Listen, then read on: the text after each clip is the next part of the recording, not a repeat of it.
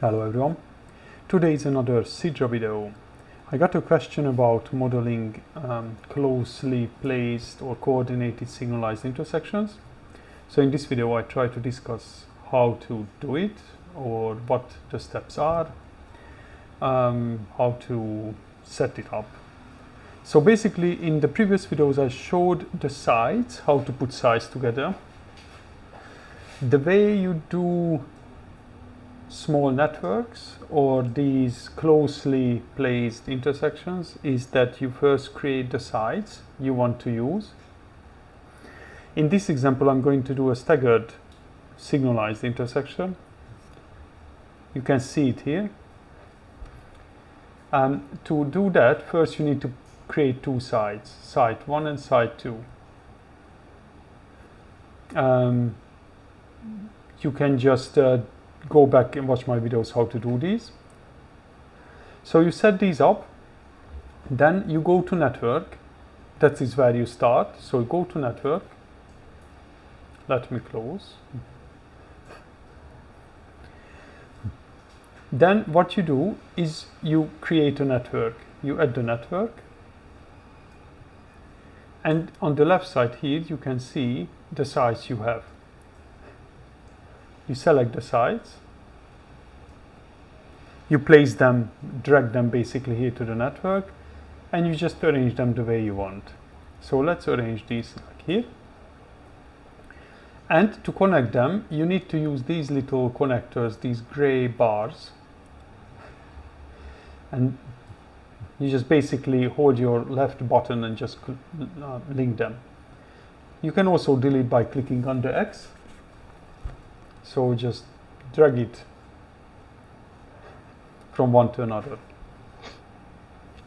OK. So now, if you click network layout, it basically comes up. So the steps you need to follow is very similar with sides. Here you have basically a step, like a guide.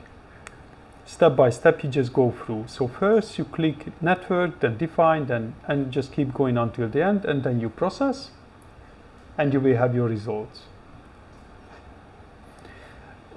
It is already here prepared, so we can look at it, and we are going to make it together. As you can see, there are routes here as well defined. These mark routes. So if you right click on the side, you can see all the options. And there is an add route, so you can add routes and you can define routes. The reason you might want to define routes is not essential. You want them for evaluation purposes. So by defining routes, you can focus on analyzing different routes through your network, your small network. So in this example, if I double click this, you can see that this is route 1. This is route 2, and so on and so on. So by this, you can analyze different routes, how they behave or how they perform. So here is your network. If you double click, you can bring up the layout, and all the options are there. If you modify, we can just name it here. Staggered. Let's create routes. So you can use right click add route option, or you can just click it here. Let's name it through to direction 1. And here you can see the same little bars. You just select one that is green because those are your approaches. So click on one. Then it shows you what is the option you can click on next, because this is the next place where you can click. So you just select basically your route. Click OK. And now you have it. As you can see, the icon is different yet, but it will change later. You will see. Then let's create another route.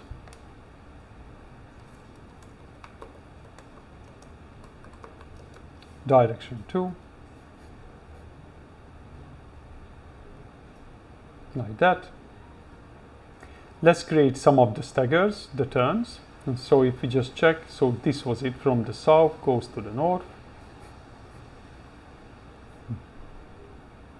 So from the south, then this approach, then that exit. So this is called, you can also double click very slowly and you can rename it.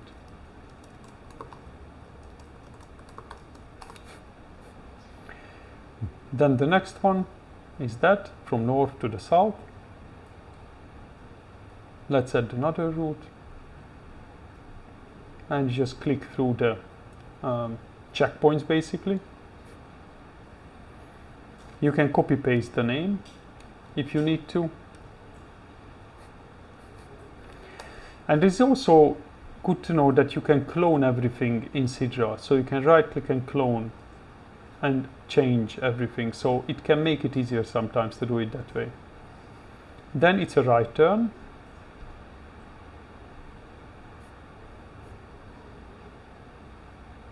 From there, here. So this is that. And we go from the west to the south at last.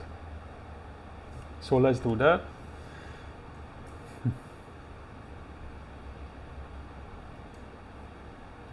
Let's call it turn to direction 4. So now, let's go to network data. There is a lot of thing here. You can change it. So if your speed limit is 60, you can change it here to say input and 60, and you can just change that for each movement class. But you can set a different one, obviously, for other vehicle classes. It doesn't matter to do for user class 2, 3, 4 because we didn't set up a different user class, but just for completeness, I just do it that way.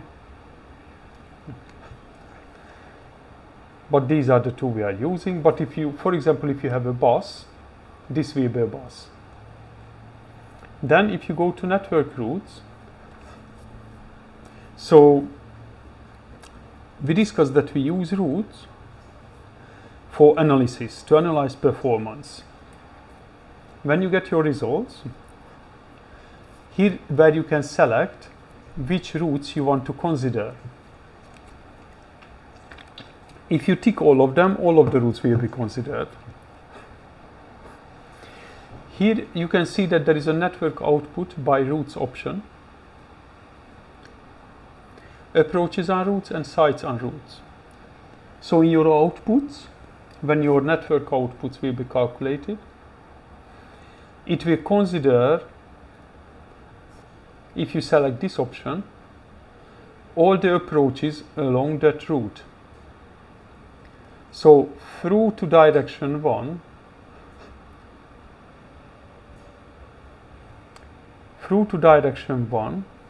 is this. So these approaches will be considered for the network outputs, but not this, for example, and not that. So if we go back, I want to select all because I want to consider all. But if you select this, and let's just select one route, this will consider all the sites that is along the route. So this route goes from here to there. It goes through site 2 and site 1. So it will consider both sides in the results. So if you have like a network with more than 2 intersections and then you have a route, for example, your route is from here to here, and you select consider sites in network outputs along the route, then it will not consider this one, just this one. But again, this is purely for performance analysis. Having different routes does not change your overall network performance or your calibration or anything.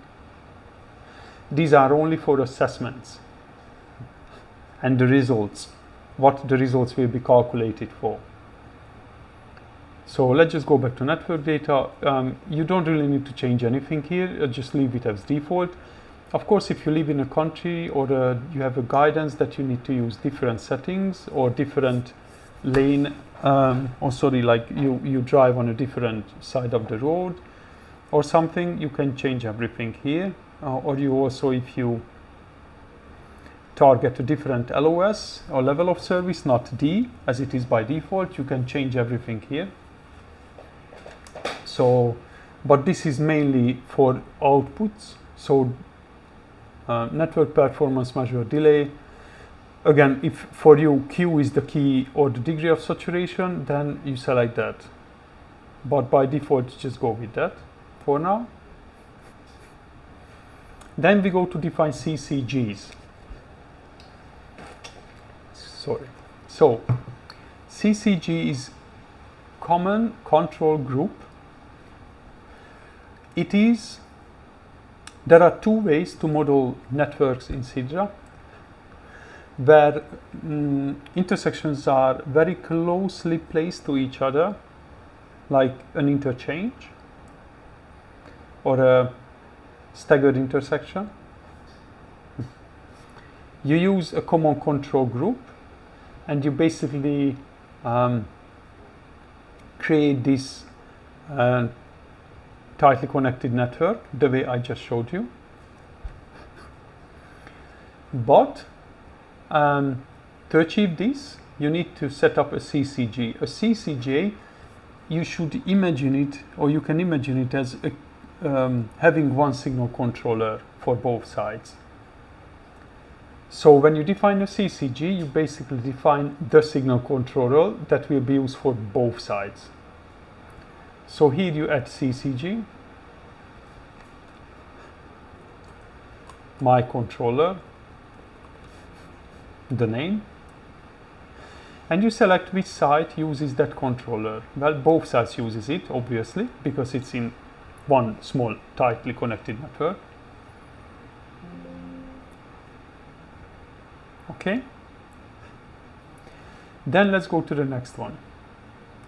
So if you remember, I told you before that you set up the sites as previously I showed.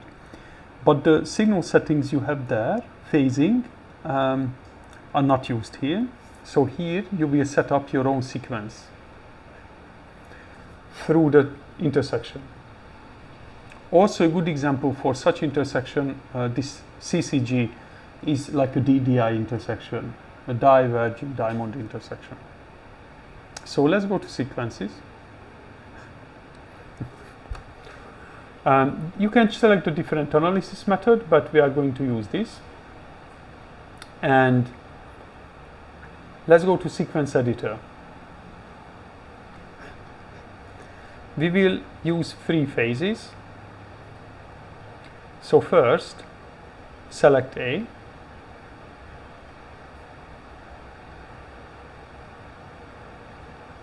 So we are going to have a through movement in phase A.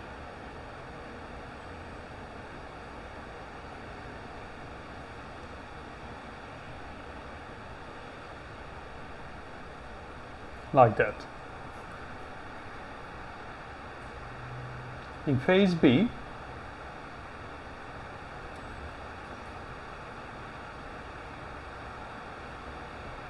let's just unselect. Let me set up C here as well.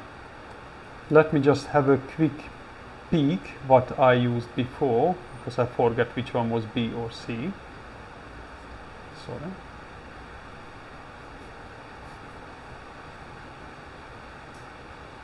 Yes, so B1 was the right turn and then C was the left and that. So we come back.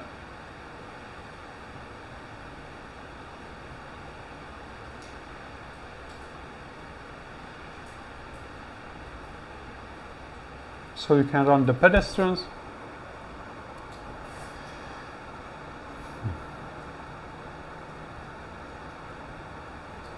like that.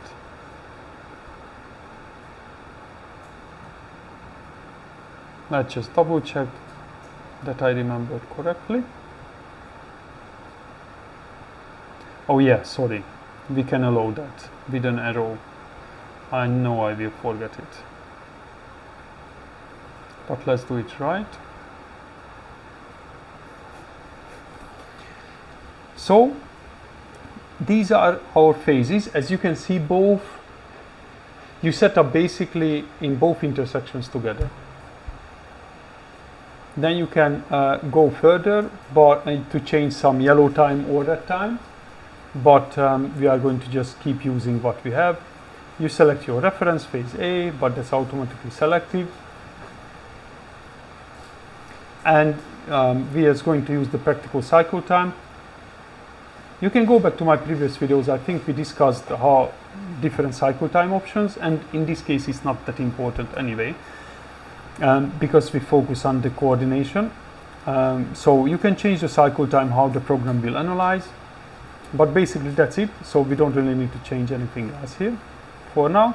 If you have a more complicated signal, you can come here and you can apply like phase transitions, red arrow drop-off. So when it gets a bit more complicated, you can set it up there. It works the same way as for sides. Okay. Let's OK it. And go to network timing. So you can see that here, connected sites, coordinated sites. So we have it, yes, because we use the CCG. And as you can see now, it's also not, the little signal icon disappeared. And just that's it. You have further options to do. Let's go to network demand. You don't really need to change anything here. It is more for future year analysis, like more like a design life. So it will it can automatically increase your demand to see which year the intersection will fail. So these are the key steps to put the network together. Then what you do is you need to process the site. Right click process.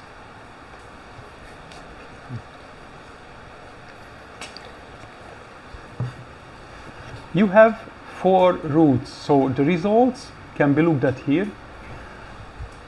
However, there are some very useful graphical illustrations where you can double check things. So as you can imagine, it is very important, like the distance between intersections. So that comes from site settings. So when you go back to your site and you check your intersection, you can see approach distance and exit distance. And so approach distance set to 30 meters. So if you go back to the network, we select that, and you can click approach distances. So here you can clearly see and double check. It's also important to note that if you go back to site and you change something that only for one intersection, if I change it to 40 here, I go back to network, then you get an error that the site is not that you use different settings, so for approach and exit distance. So let me change that back.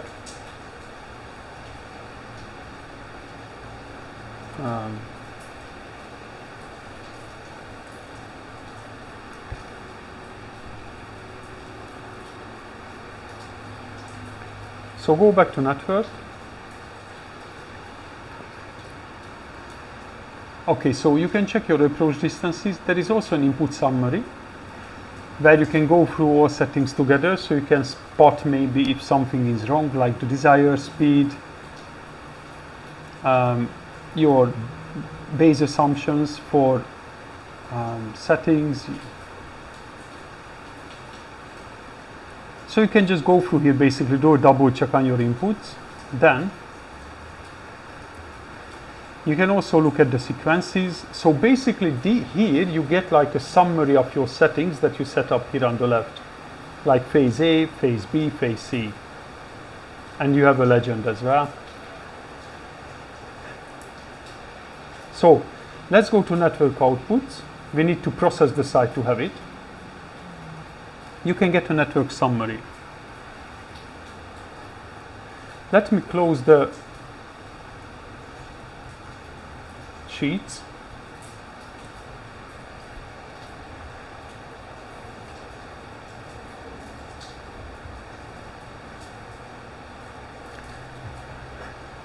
So when you click on the little arrow,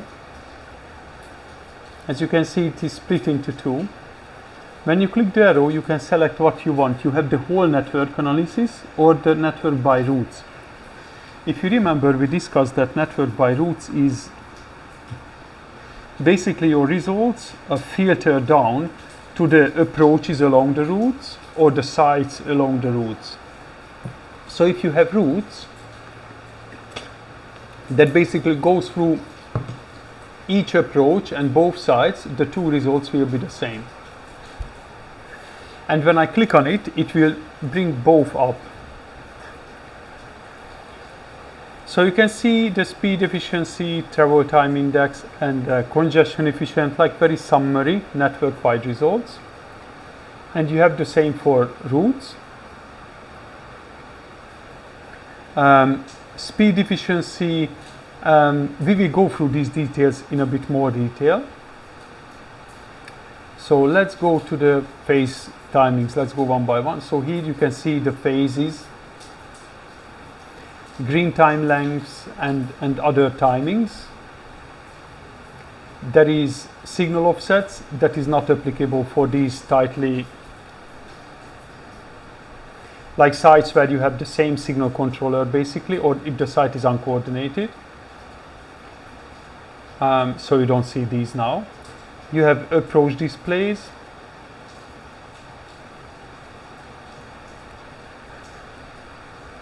And when you click on the arrow, here you can also set up what you want to see for each approach. So you can get things like speed efficiency. The higher the number, the better. If the number is 1, that means vehicles can drive on that approach with the same speed as their desired speed, so they don't slow down. So the lower the speed, the worse. And you can see that shown here. The red is a low, green is a high number. So this means on this approach, vehicle can drive in average 70% of their desired speed. So if your desired speed is 100, their average speed will be around 70.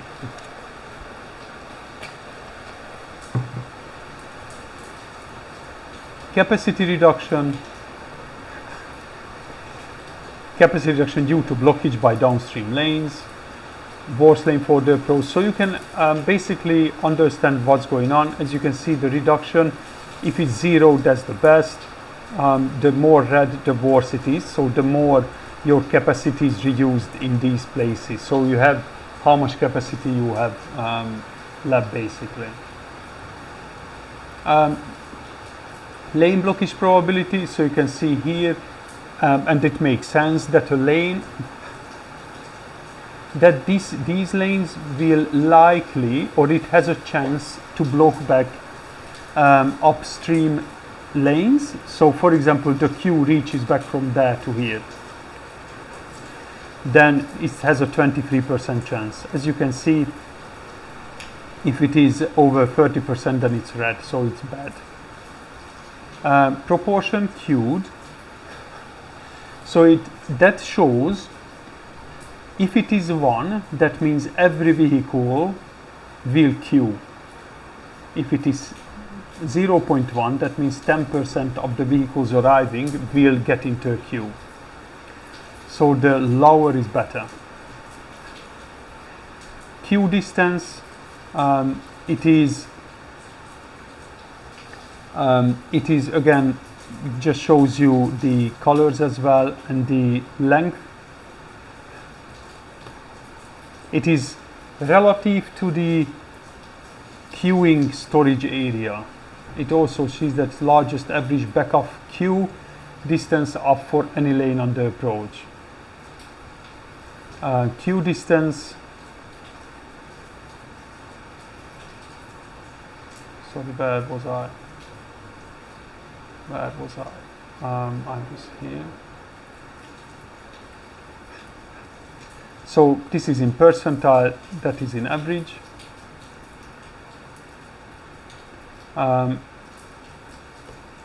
So vehicle queue, percentile, these are all like analytics, so you can just, it helps you to understand how much vehicles queue. Queue storage ratio, I think I didn't say correct, so this one goes to the storage area proportionate. So usually here, like the average queue is around 75%, reaches 75% of your storage area. I should have said it correctly before. I thought that is what I'm talking about. Sorry about that. Average, percentile, it's just a lot of stuff. Approach level, service, BBCC, so this is worse, this is worse, these are better, and so on. Degree of saturation. So you can see that this intersection basically operates fine. You have C and D, LOS is the 70, close to 80, and so on, so that's fine. Let's look at the, you can go to lane displays.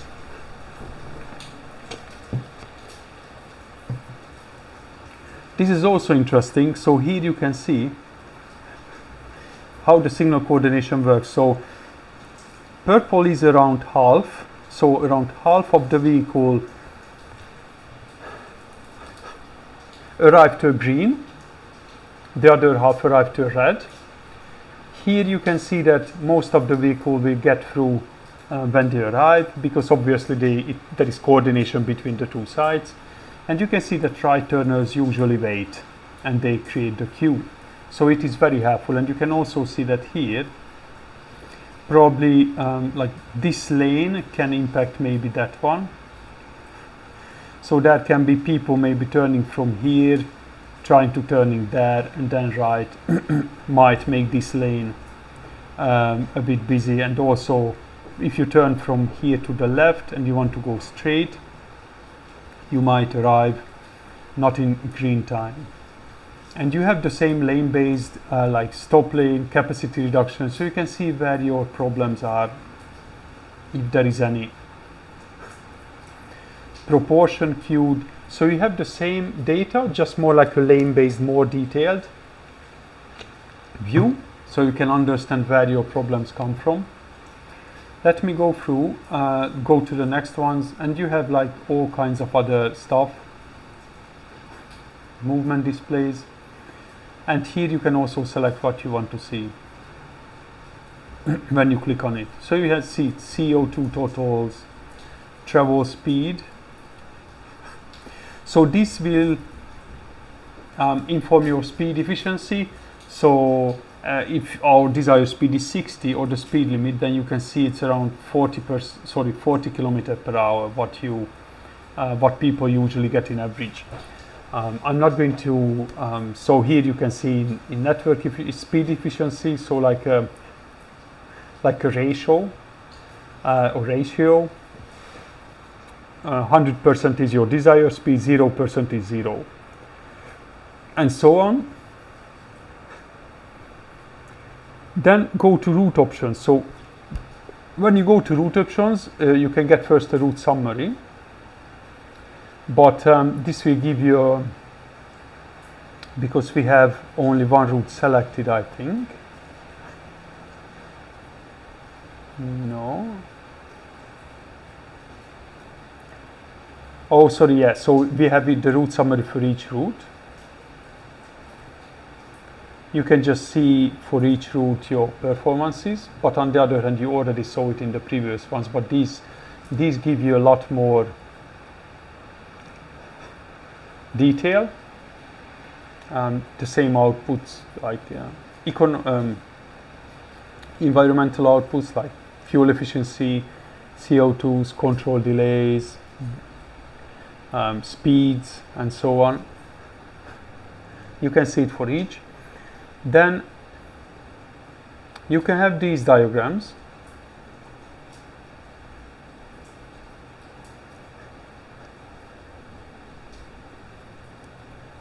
It's interesting to see what's going on. You can also select here for lights, for heavies. Okay. And for each lane, for each route. I just don't want to go through every single thing again because it just filters down your results to routes. Basically, that's it. You have the same outputs as before, just for the routes. Then you can get network site reports, like movement summaries, like same what you had before, like more like a tabulated format instead of graphical. So it's good to put into a report. You can see for all vehicles the average level of service for site 2 and for site 1. Sorry, site 2 and site 1. No, site 1 and site 2. For each approach, the queues, level of service, average delays, all kinds of stuff, it's here. To be fair, it's the same as before when you do it for sites, just in this case you see it for the whole network. You can get timing analysis, saturation flows, signal coordinations, all the information is there. I don't want to dwell on it. I think when you analyze it for yourself, the best is to just go here to the network outputs. Here you see all your results. And if you want to focus on a route, then probably best to set up a route so you can just go through and you will have more detailed analysis here in the route options. So I think this is for today. Next video I think will be about creating a network where you have